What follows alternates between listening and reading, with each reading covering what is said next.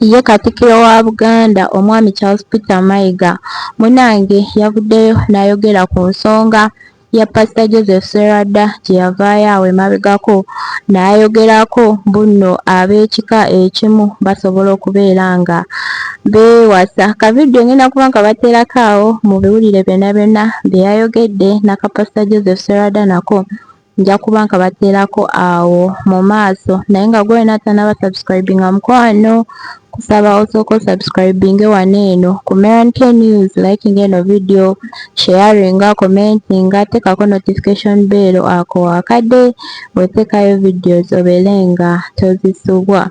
Ba returning subscribers baagala nnyo ak'ensusso era mbasaba temujangu okwo bamikwano. Munange katusookere eno ewa Pastor Joseph Sserwadda.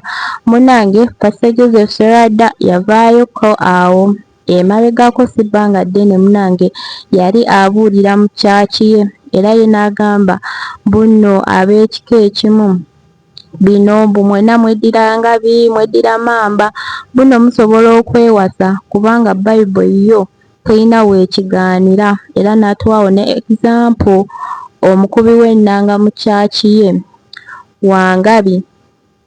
Wangabi era ye Lubega era yawasa Namatovu era n'agamba bo baabagatta bulungi nnyo kubanga tekiriimu buzibu era Bible terina weekigaanira. So munange omukulu Charles Peter Mayiga we yawulira ebyo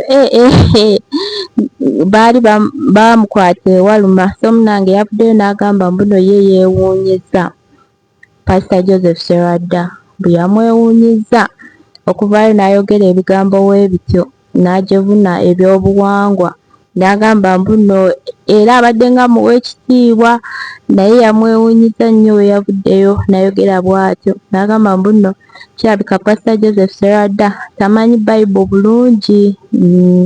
Ye Katikkiro Charles Peter Mayiga munange bw'atyo bwe yavuddeyo n'ayogera ku nsonga ezo era ngenda kuba mbateerako wano eno mu vidiyo bwombi mu bulabe era mu biwulire munange aka Pastor Joseph Sserwadda mu muwulire byonna byonna bye yayogedde nga binyonyola bulungi ne aka Katikkiro Charles Peter Mayiga nako ngenda kuba nga bateerako wano eno naye muwulire we yayanukudde Pastor Joseph Sserwadda.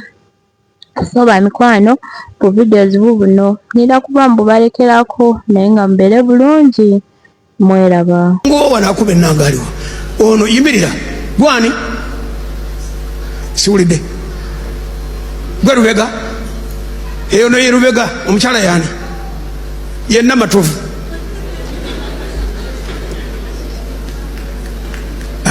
bakubyayo akagalo kamu wali teyakola nsobi. Mulina abaana bameka? Balina abaana bana. Kati waligali nti tayinza kuwasa mwannyina n'azaala balina bana.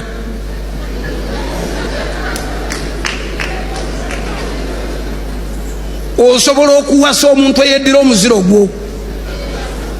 Nawulidde omubuulizi w'enjiri awo pasita ng'agamba nti mu Bayibuli temuli nti mwannyoko simuwasa. Mwamuwuliddeko? Yaneewuunyisizza ate bulijjo ndowooza nti oyo ye oba yafunyeyo omuwala eyeddira ekika kye.